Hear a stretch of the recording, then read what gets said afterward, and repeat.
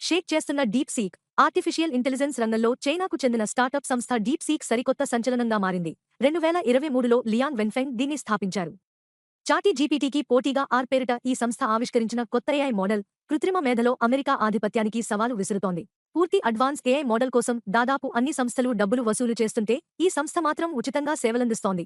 Tech దిగ్గజాలు AI కోసం బిలియన్ల కొద్దీ డాలర్లు ఖర్చు చేస్తుంటే డీప్ సీక్ మాత్రం కేవలం $6 మిలియన్ లేటెస్ట్ ఏఐ మోడళ్లను తీసుకొచ్చి ఆశ్చర్యపరిచింది.